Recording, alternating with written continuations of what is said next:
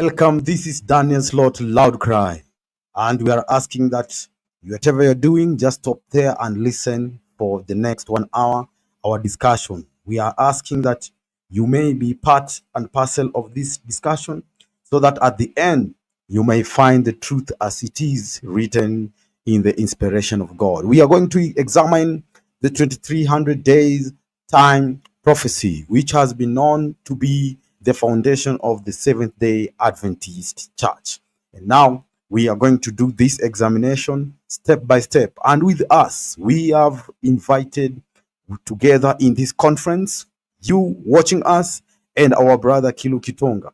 So he's going to present, as he started the other time, or the first part of the videos series, but this is part 2. Actually, we are beginning in part 1, part of this second part, but we trust that it is going to be a correction of the things that we were not clear on. So welcome, brother Kitonga. We are going to invite you at this time, and we hope that you have been doing on well, right?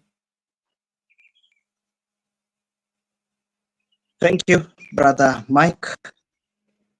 Our viewers, we thank God for this opportunity that He has offered since we last met. That is, it was last weekend on a Sunday like this. We did a part, and as brother said, there were some parts which are not very clear because of the type of equipment and devices we are trying to use. They are not that perfect, but we hope that soon we are going to find better mechanisms to work out the presentations. Otherwise, we keep thanking God because we have the little, and it is working. So the little so thank you. We can see. Yes, so thank you very much. We are welcoming you, and we are inviting all others everywhere so that we may do a Bible study, and our position in the Bible study may be clearly presented. I am going to present later on, but we begin with one part of the examiner. Kilu Kitonda is going to do an examination of Daniel 8 from 11 to verse 14 to verse 14, where clarity is needed by many of us. So let us be open to this investigation to the very end. So welcome all of you. Kilu Kitonga, prepare. We're going to begin after this short introduction. In the beginning was a Word, and the Word was with God, and the Word was God. The same was in the beginning with God.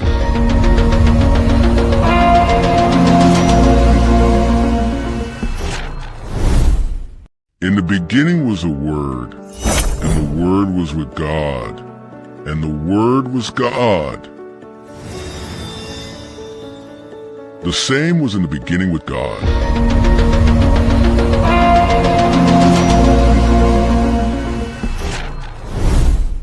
In the beginning.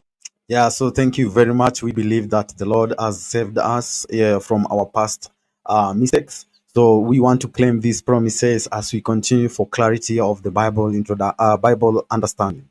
So we are inviting everyone for enlightenment, sharing, and we are not going to call at each other names. We're going to examine facts that are plain and open.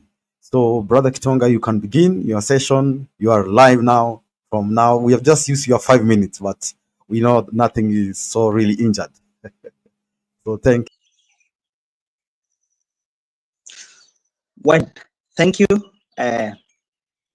I would ask that we be patient and let us be focused so that we can see, because we are calling it an examination of the 2,300 days of Daniel, chapter 8, verse 14, which after a clear restudy of the chapter, we can see something different from what maybe we've been brought up knowing by the denomination we call the Seventh-day Adventist.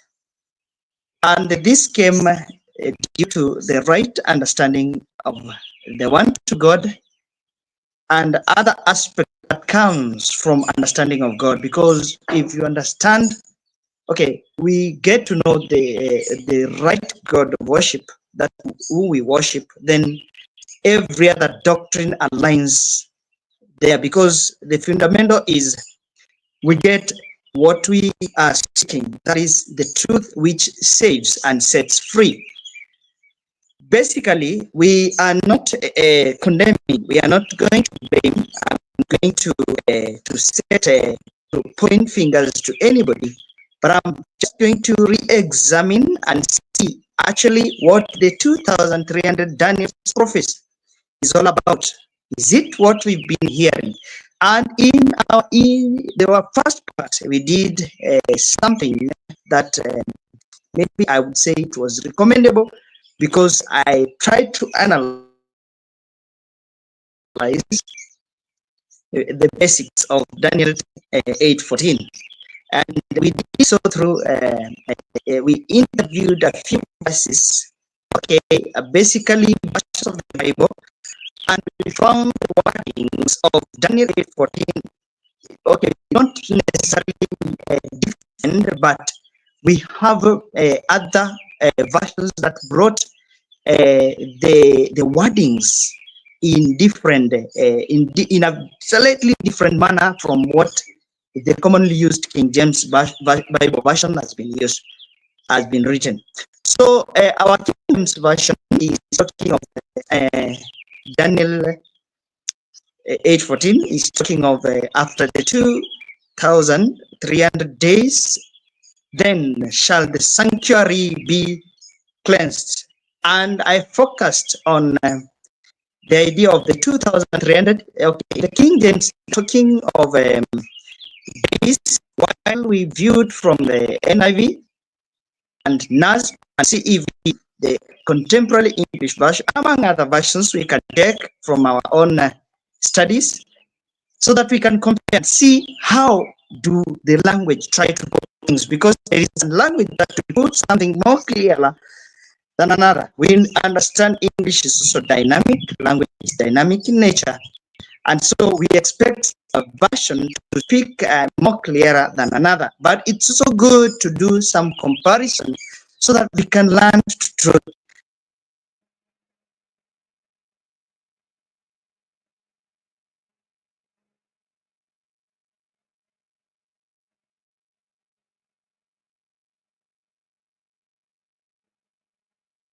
language dynamics, maybe.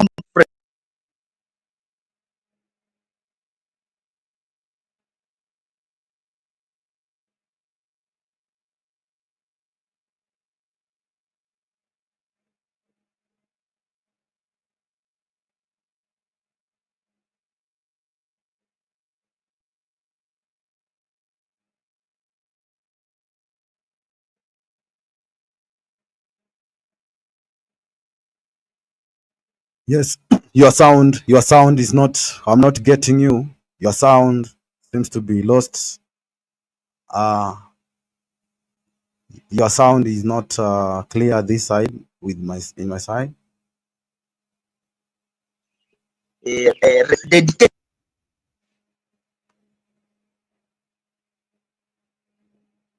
I think your sound is not clear on my side. Your sound is not clear. I cannot hear you.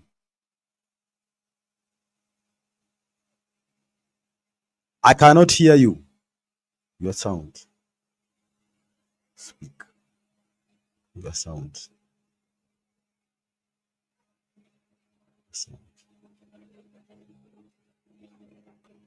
Hello.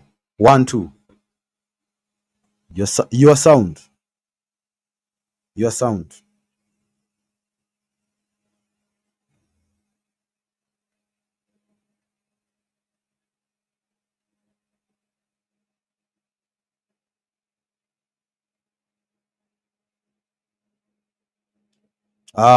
Cannot hear. Can you hear me?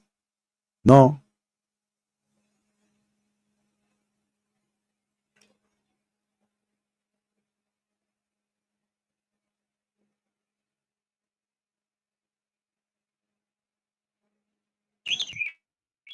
Brother Mike, Yes. Yes, it's clear. Clear. are you getting me? Yes. Clear. I can't Clear. You hear can you hear from me? this other side. Can you speak to me? Oh, can you hear me? Can you hear me? Brother Mike? Yes. Can you hear me? Can you hear me? 1 2 1 2. Hello. I can't hear you. Yeah. I I can can't hear hear you you, on the Brother Mike. phone. It uh Okay. So Uh, so the best wordings are giving us a better understanding, and it brings the idea that it is something that has been defiled and desecrated, and it needs to be reconsecrated or to be brought back into the purity that it needed to be. And we went ahead and sought the problem, because for a sanctuary to be cleansed and be saved, for it to be rededicated and to be put back into use, there must have come an halting. Something stopped the sanctuary services. When we are talking of the sanctuary, we are talking of the entire sanctuary and the services that were taking place in the nation of Israel. It's very important aspect, core to their doctrine, to this. It stood at the center of everything. It meant everything to them, the sanctuary. And so we see something happening that brought to a stoppage of the services for some time. We go back to verse 8, verse 9, verse 10, verse 11, and verse 12 of the same chapter of Daniel. We best get the problem, the crisis, and we mentioned the crisis. Before this, these crises were being perpetrated by certain individuals, and we saw the crisis was the ending of the daily sacrifices were being brought to an end by this perpetrator.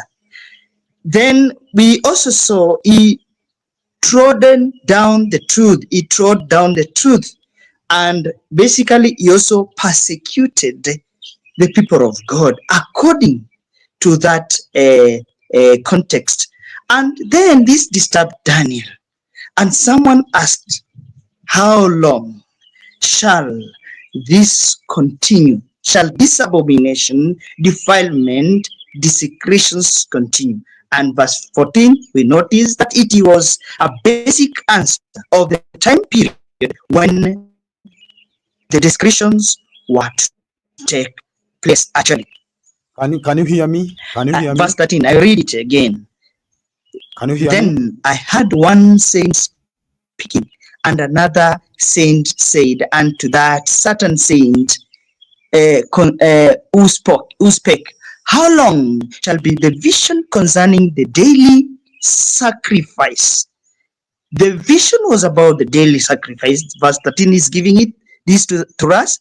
And the transgression of desolation, something was being brought under desolation. And then to give both sanctuary and the host Can you hear me? trodden underfoot. And the answer is in verse 14. Can you hear me now? You can speak to me. Back to studio. Can you hear me? All right. So I cannot hear Kitonga. Let me add you. Let me do this. And then I want you to come back. Yes, so we are just going to make things clear just in a short while. All right. We must get everything clear.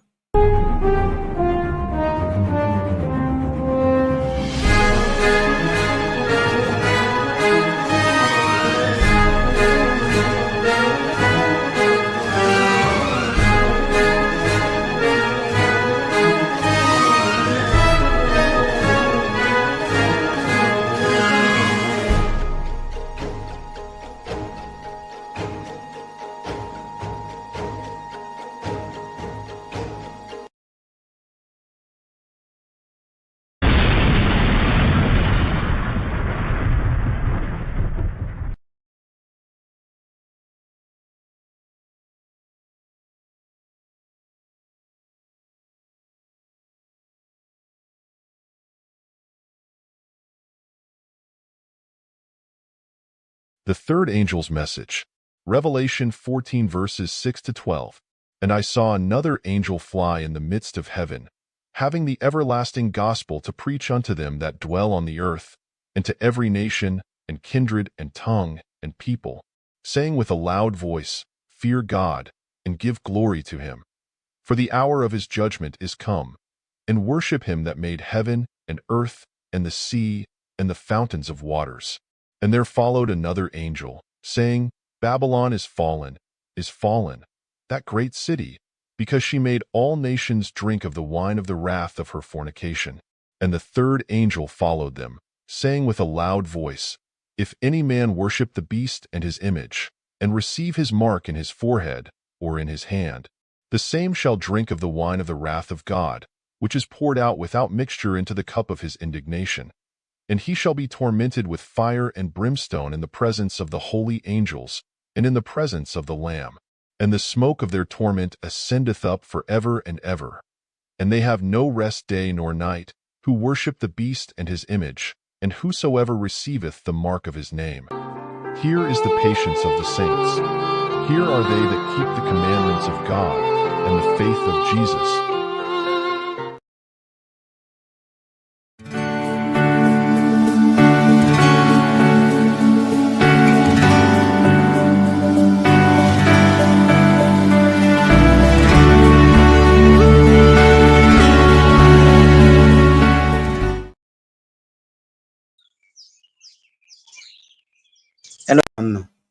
Can you hear me? Hello, can you hear me? I think you can hear me now. Yes, let's continue. Right? Can we? Oh, okay. So we. Really, I need to Is hear it you clear? from your side, and so Are you getting me? we are going to have Hello. this moment as a.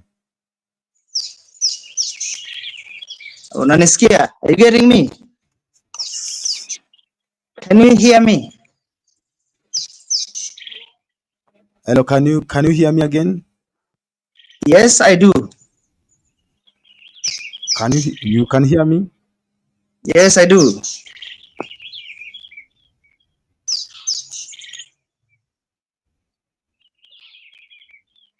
Okay, we continue. Can you hear me?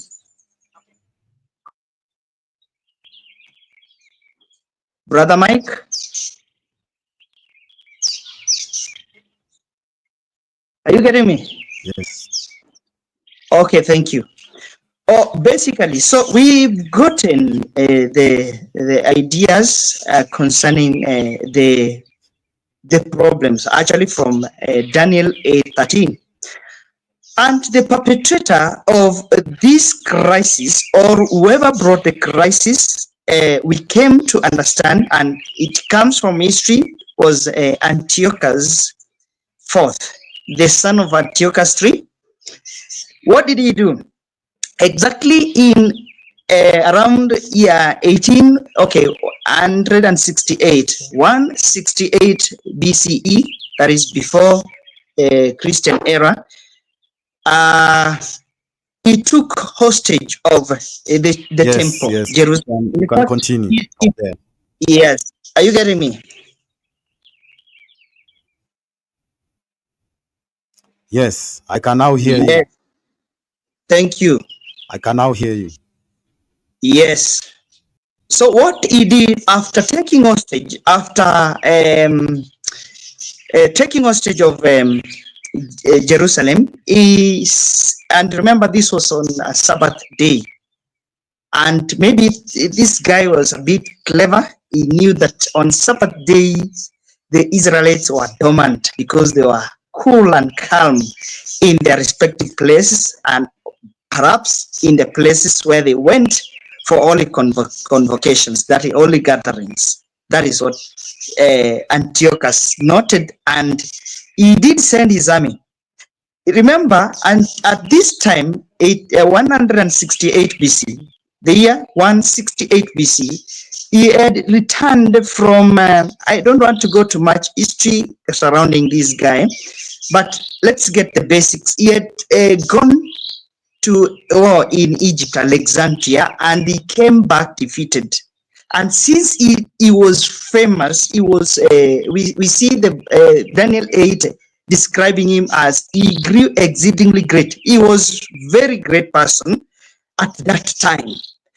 Okay, because you can see he succeeded the four generals of Alexander the Great. This Lysimachus, Cassander,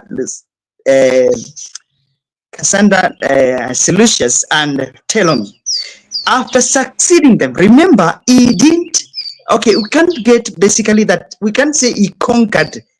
He conquered what you call the empire of Greece. No, basically he grew from them. He grew from them. He became, and he grew exceedingly great. According to verse, let's go to verse. Actually, verse 11, brother, verse 11. Verse 11. Are you able? Okay. We say just he grew exceedingly strong, and he was very great. And so he didn't want to be seen as a failure from the battle he had just come from, and he was defeated. And so he took advantage and came to the camp people of the Israel and conquered them, just because they did not actually comply to what he was looking for in the entire kingdom of Greece. What did he want? This guy, after being exceedingly great, okay, he sought the people to worship him, and it was actually people worshipped him, as we know of every other let me call them pagan rulers.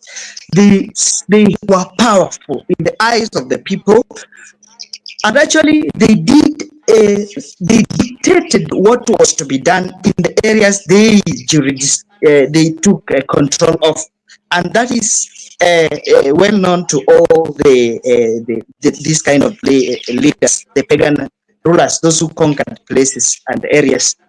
So he magnified himself. In fact, we can see he was called Epiphanes. That is a Greek name that means glorious. Okay, glorious. He was glorious, and of course, he was. He went to that extent of even inscribing his name, the Epiphanes, in the coins that were being used at that time. You go at, you can Google these things; they are just there. You can get them from history. And he inscribed Dios Epiphany. That meant God manifests, or better still, somebody who was sent from heaven to represent God on earth. This is what Dios Epiphanes means. This is what Antiochus the fourth did to the land of Israel after becoming exceedingly great. Now, what abomination did he commit in the temple? We see, first of all, he forbade the Israelites from worship of Yahweh, Can you hear me the from your one side? who God of that. Yes. Hello. Can you hear me from your side? I can hear you. Can you hear me? Okay. Okay.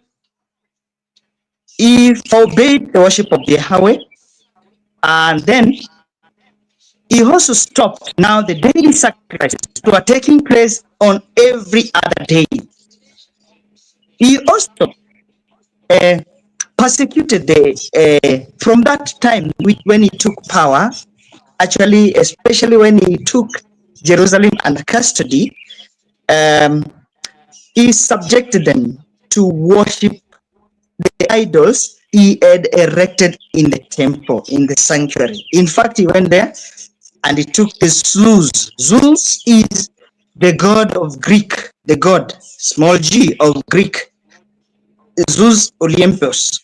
So Zeus Olympius, what he did, He erected it in the sanctuary, inside of it. And he also took his image that is in his image, and placed it in the temple. In fact, the sacrifices which were being made now were being conducted at the feet of these idols.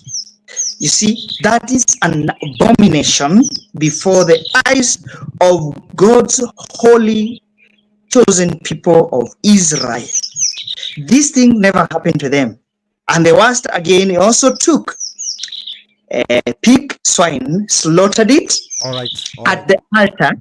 Okay. Can you hear me now? I can hear you. Can you hear me now? I get you. Okay. Yes, at the altar, and then he smeared blood all over the temple. This, all right. These actions is what you call stress-based labor, because the temple meant, and the temple services meant everything to them. Remember, the daily sacrifice meant that they were to be forgiven on daily basis. That is what they understood, and that is the kind of doctrine and teaching they got, and it was now their faith. And where they embedded, they put their faith, anybody coming to disrupt that was causing a lot of disarray in the arrangement that they were given by God. Are you getting me? Yes. Are we together? Yes. Okay. These are some of the things he did. I have my slide. Can we move to? Let us use the slide, and let us move to around the 20th slide. You can let us you can be briefing us as we do that. Yes. As you do, this is the key text, and we can see the answer about how long will the abolition take place. And here we are considering the versions. We can see our NIV talking of 2,300 evenings and mornings, and the last word is reconsecrated, meaning that there was a desecration that had taken place somewhere, in the temple. We have ESV talking of 2,300 evenings and mornings, and the sanctuary shall be restored to its rightful state.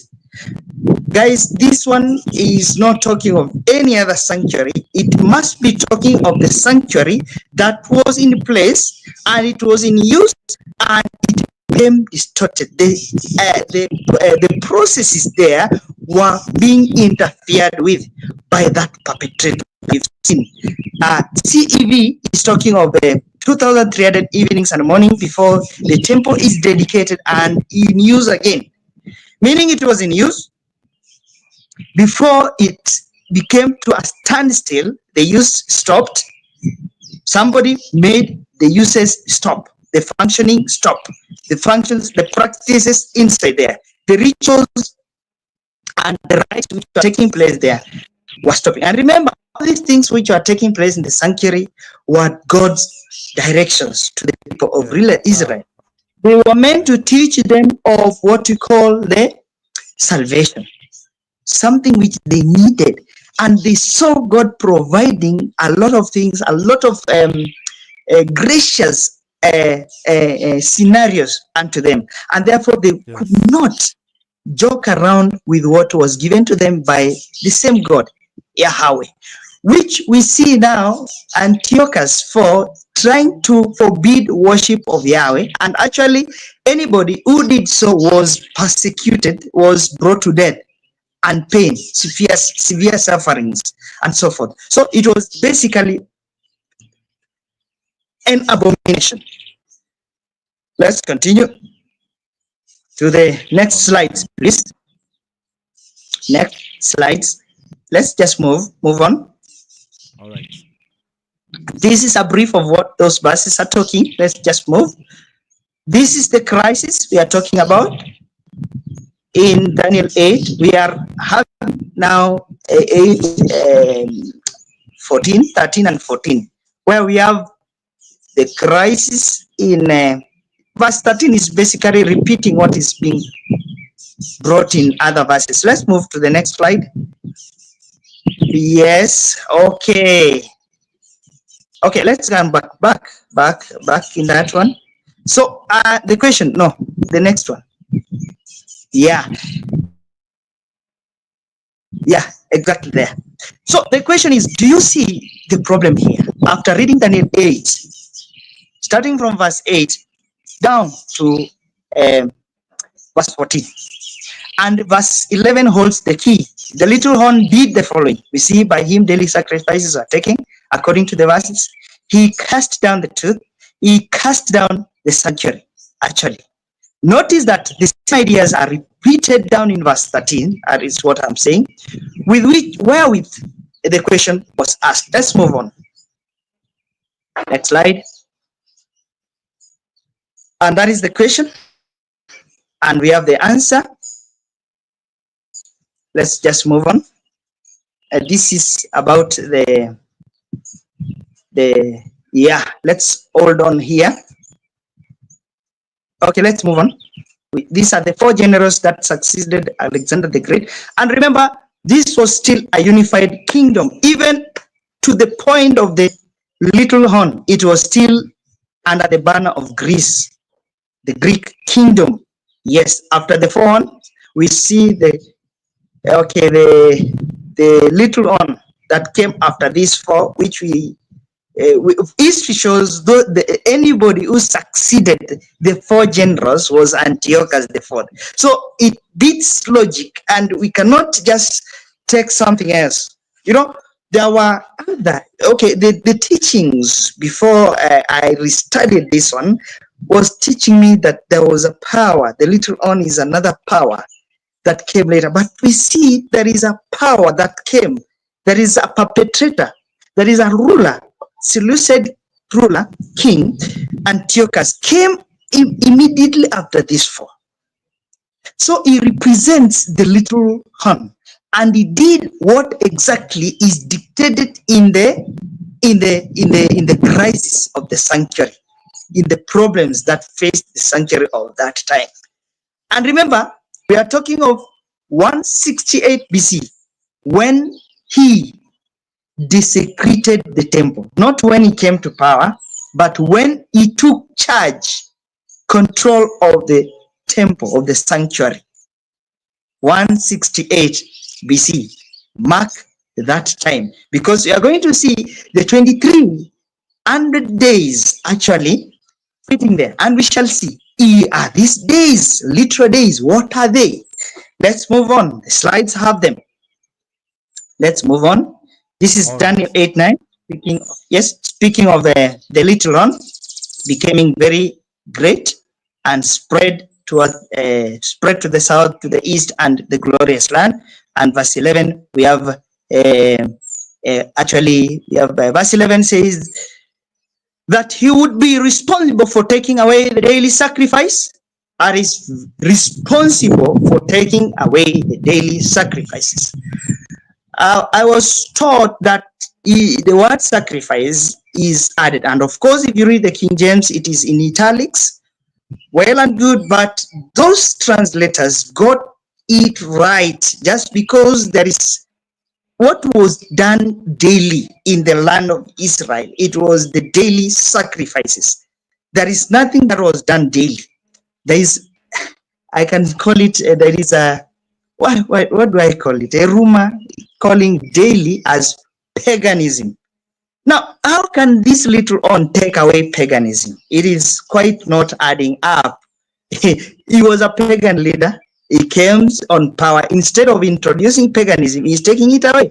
Because the verse is he was responsible for taking away the daily sacrifice and desecrating. Okay? We are talking desecrating or casting down the sanctuary. What does history tell us about the little horn? And we see that little horn, please, is not the same as the little horn of Daniel 7:8. Why? Let's go to the next slide. Yes, look at this. Daniel 7:7-8. We are trying to get the little horn, and what is happening? After this, I saw in the night visions, and behold, a fourth beast, dreadful and terrible, exceedingly strong. It had huge iron. It was devouring, breaking in pieces, and trampling the residue with its feet. It was different from all the beasts that were before it, and it had 10 horns. Okay, we continue. I was considering and the horns, and there were another horn, a little one, coming up among them, before whom 3 of the first horn were plucked out. You see, actually, what is this little horn? This little horn is coming after the Greek. Okay, let's continue. A little one coming up from among them, before whom 3 of the first one were plucked out by the roots.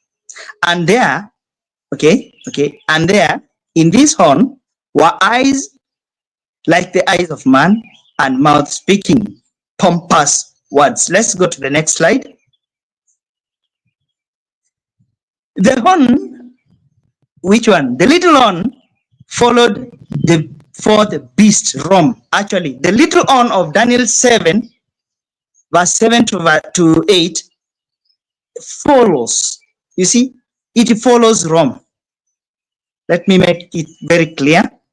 As I was reading, maybe I mentioned something, but let me use this slide to make it clear. The horn followed the fourth horn. Which horn are we talking about? The horn of Daniel 7. But what is our context? Our context is another horn, Daniel 8, but we see it is coming and follows the third. It is not following the fourth, it is following the third, the kingdom of Greece. And I said, let us be very careful. Antiochus was one, came after the 4 generals. Yet Rome had not yet come into power. Rome had not yet come into power. So it was still an extension of Greek kingdom before Rome took over. Okay, another point. Say the land of Israel became the center of power struggle between successors of 2 Alexander generals. We have Seleucus and Ptolemy. The Seleucid proved to be stronger. This was when the Greek kingdom was coming to an end. We remember we had 4. Now we are left with the 2, and these 2 are being succeeded by the 4th, another general. The Seleucid. And the king of the Seleucid kingdom was Antiochus III. He took over. Now his son Antiochus IV came after Antiochus III, and he was the man responsible for the abominations of the temple. All these other rulers did not commit what Antiochus IV did. Antiochus IV Epiphanes. They did not magnify themselves to that extent. Okay, all of them, they beat their chest because of the conquering power they had, anyway, before the eyes of the people. But Antiochus IV, the son of Antiochus, Seleucid king, committed the abominable thing in the sanctuary. This was around Antiochus III rule. It was around 198 BC. So we say after Antiochus III died, Antiochus IV took over the throne. And I've said we won't go into history surrounding his succession into throne. Remember, this is a throne, the same throne of Greek being fought. A ruler fighting to bring down another one. A ruler fights to bring another one, but still under the banner of Greek kingdom, an extensive kingdom. Even after 4 divisions, where they were still, this kingdom was still under one banner. Okay, let's move to the next. So we say the description of the sanctuary and the vision of 2,300 evenings and mornings revolve around the reign of Antiochus IV. Yes. Continue. Before we look at the facts behind the cleansing of the sanctuary or the restoration, Remember, we've learned these words after comparing different Bible versions, or its dedication or putting back the sanctuary its rightful use. That is, the NAS talks of putting, the New American English Version talks of putting the sanctuary in its rightful use because it was wrongly used.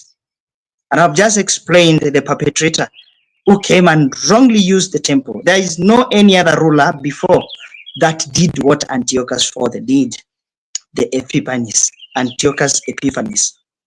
Let's understand why this whole thing was necessary in the relationship between God and his people. I just mentioned and said the sanctuary, the life of the Israelite revolved around the sanctuary and the sanctuary services. So it meant a lot. It meant a lot. It was a big blunder before their rise as far as their relationship with God and their worship is concerned. Okay. One of these important were the daily sacrifices, and which was culminated by the Day of Atonement that came at the end of the year. Of the year. Remember, all these were now put to an end for a certain period. What is this period? 2,300 days. 2,300 days. Nothing was taking place in the temple. Instead, nothing rightful was taking place in the temple. Instead, the wrongful, the desolation, the description and abominations were rooted now in the temple. And the temple became the center of idol worship, which was to be, Now, what was the Day of Atonement? We all know it was to, back. Yes, it led the minds of people to be focused on the issue of removal of sin, forgiveness. Everybody wants forgiveness. Put yourself in the level of Israel at the time of Israel when they knew nothing like Jesus Christ. They knew nothing like, let me say, the gospel actually. They knew nothing. They were just embedded to the instructions that God gave them. They were to die with those instructions, no matter what. We know in every group, in every setting, there are those dedicated people who will not lose, who will not try to make a miss on what they've been taught, what they've been guided to be doing every day. They were guided to do this because it taught them lessons on justification. It taught them lessons of reconciliation. They were to reconcile to God. Many times we know the Israelites went astray from God and they were reconciled through sending of the prophets and actually revelations through different people amongst themselves. And perfection were to occupy the minds of people through their involvement in the services in the sanctuary. Every other time, just the way we live in today after Christ, that is AD. Okay, I'm talking of after the coming of Christ. We are focused on Christ and nothing else. Those people are focused on the sanctuary and nothing else. And now these things were being tempered with, were being stopped by Antiochus IV. So it was totally an abomination. When Daniel was seeing this vision, he was perplexed. He was worried. What will happen to the people of Israel? I remember at the end of it, Daniel is, these are to fulfill many days to come. What is this many days to come? The end of time. The end of time. What time? What time? If we study the Bible, the word the end of time has been expressed in different ways. We shall come to learn that one time if God allows us and we get privilege to still use this platform or whichever we shall use. We shall learn what the end of time meant in different contexts. Now, in this context, there is what it means, the end of time. Many years to come, the vision. Daniel is being told, seal up the vision, for it shall fulfill many, many days to come. Why is it so? Maybe we shall come to see that. Above all, the Israelites were to see the dying Lamb of God as the only way of salvation, without whose intervention in their history and that of the world, the human race would perish. Nobody wants to perish, just the same as Israel. You know, when we learn about Israelites, the Christians living today, we see them as failures. The Israelites were not failures. These people are dedicated as we are dedicated today. Let me say so, or as we are supposed to be dedicated today, they were also supposed to be dedicated in their time, because that is where God, the timeline of God was. That is where they were in that particular time. That was their time. It is our time. They had their dedication. They were dedicated to what God had placed before them. Christians today, we are dedicated to what God has given before us, His Son. Two different aspects. One is teaching us of the other. Not very, okay, we call them parallel aspects. One is teaching us of the other one. Okay, one is an image of the other. If we understand this, we shall understand the two covenants very Yes, properly. we Another are left subject with to be studied 15 when time minutes. comes. Hello. We are now left with Yes, 15 minutes. I can see. Let's move on.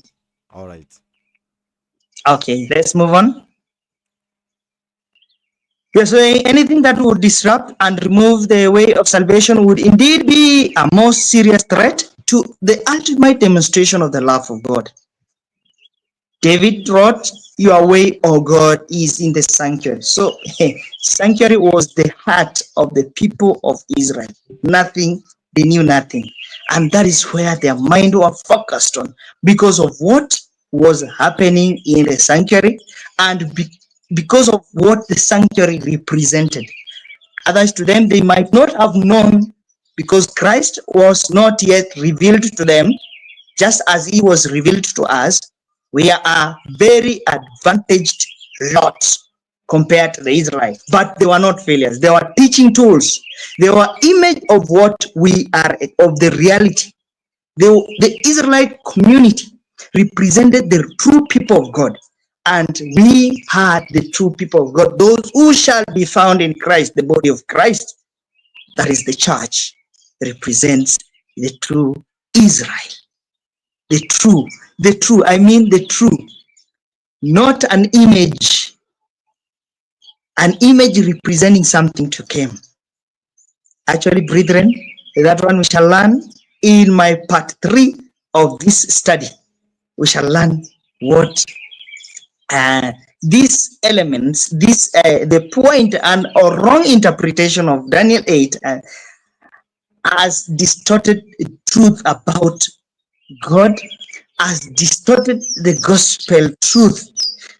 In fact, I usually tell people, please, if possible, from my from as a brother to you, please kindly to understand prophecy. Let us see it from understanding of the gospel. Because if we understand the gospel, we shall come to understand the prophecy very good. That's why the 2,300 days maybe cannot mean what today means, because if it means so, the gospel will be distorted. And no problem, is we will wait for the third presentation, which maybe we shall talk of the relationship and what we get from this understanding. Let's get on please with the next slide. I want to be a bit fast so that I can cover this time. So this led the description led to the question. Let's move on. Let's just go to the next one. The next slide. Yes. Let the question for how long? In other words, no, back. Yeah. In other words, when are these things going to get back to normal? Was the question. After this desolation, after the desecrations, the question is, it thwarted the life of people of Israelites in relation to God. So how long will this desolation continue? How long will these things get better? How will we get back to the right worship of God? How long will things get to normal? The straightforward answer was for 2,300 evenings and mornings. Before I continue, the 2,300 evenings and mornings, I said there are times they are maybe taken back to Genesis where God created, and it was evening, it was morning one day. So the days are counted from this, but we go back to the interlinear, we get it reading 2,300 evenings, mornings. Interlinear speaks of Ereb Bokeh. That is from the Hebrew language. Ereb Bokeh. Ereb Bokeh. Evenings, mornings. Look here. We count the 2,300 days, not days, but evenings, mornings. Let us get it from that. Let us be careful here. Ereb Bokeh. We get them as there is one in the morning and another one in the evening. Evening one, in the morning one. Those are two. What are these two? These were the daily sacrifices. We shall see them in the next slide. So how long is that? According to these calculations here, I've just done the calculations using the days, evenings and mornings. I calculated from the literal days and mornings. Days, that is evening and morning. I got 6 years and about 4 months. Let's go on and see if this is applicable to the prophecy. Let's go on.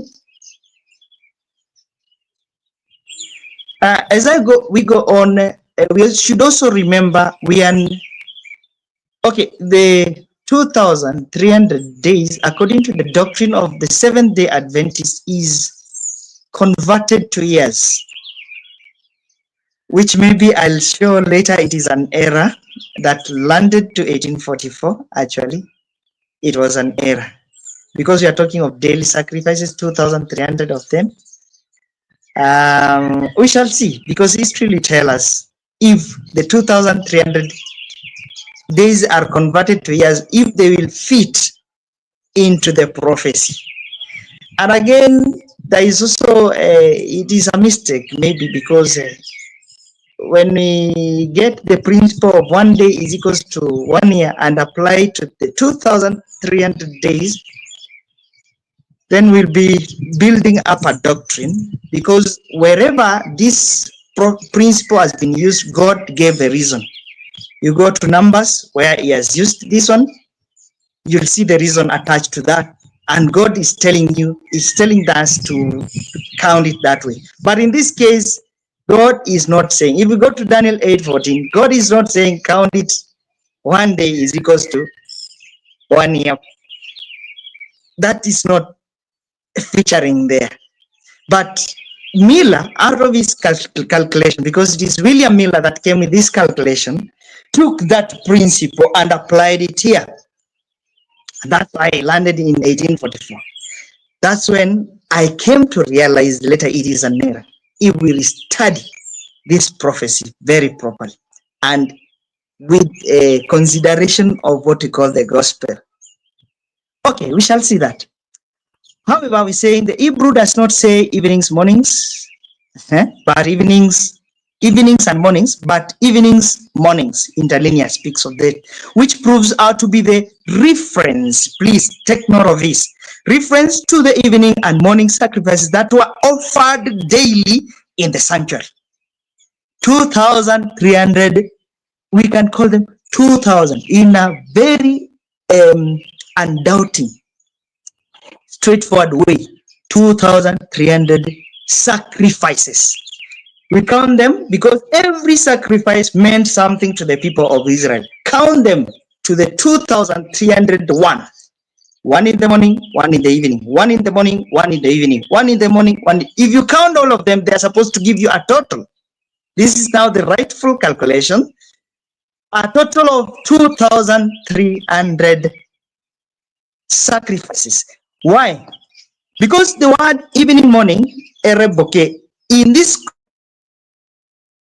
context, it was understood by the Hebrew people, it meant the morning and the evening sacrifices.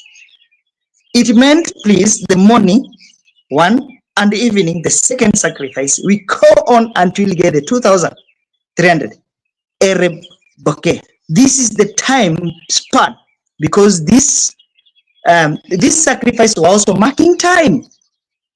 They were also marking time. You count one in the morning, one in the evening, one in the following day, in the morning and in the evening. They were all marking time. You count all of them, it stretches to what? It amounts to 1150 actual days, just over 3 years, about 3 years plus something. Brother, I think our time is catching up with us. Can we start from this point in the next slide, kindly? Yes, we shall start from this slide, please, in our next presentation, which we shall post for you, brethren who are following. Perhaps we are squeezed by time. We might not give time for questions now. Let us just be patient until we finish this series. It's kind of a series because it is an examination and it is like a study, full study. So I'm not just going to touch it just in the skeleton. I need to go into the flesh and put on flesh and let us see what the real picture. It's very interesting, brethren. Otherwise, fasten your seatbelts, spiritual seatbelts, as we see what God presents to us. It is ours to listen and make judgment out of it, because the hour of judgment has come. Let us select, let us choose wisely as we pray over the things to open up clearly before our own eyes, and God will help us believe. Thank you, Brother Brian, as we plan for the next presentation. Welcome. All right. So thank you so much for your time. And also thank you for doing an examination in a way that we should all be aware of. Remember, this is an examination for us to understand how can we be criticized or how can we be examined on the platform of 2300 days, and how then can we present these truths for them to be in harmony. So we must understand that at this point we need to examine a lot of what we believe at this point, and the Lord has given us time for examination. As Kilu Kitonga is doing the examination, let's give him the third series so that we may also go back and see what were these things that we learned about, or are we wrong on a small aspect, or is Kitonga seeing something that we have not seen, or is he not seeing it on the right platform? So we want to examine these things in an equal and fair manner so that we may call a spade at the end, and then we ask that we may all be in harmony of the spirit, which is not abusing or looking into another person like it's not somebody like a criminal, but we should not victimize each other. But now what we are going to do is that we are going to examine both sides. So we have made this platform as for each one of us to present the different views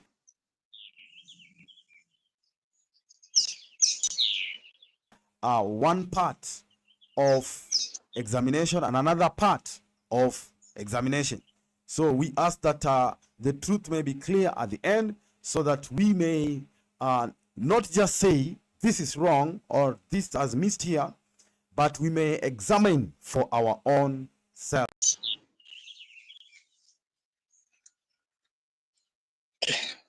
We will also provide moments like this in the next video. So we always want to stick with 1 hour. We'll do 1 hour, 1 hour each. We hope we can finish this by evening 5. Let's have a short break. Yeah, thank you so much. Welcome. All right. So welcome. That is a video where we have just done, and it is a comparison video where we are all going to have one-on-one at the very end. So kindly put up your seatbelts. So thank you very much.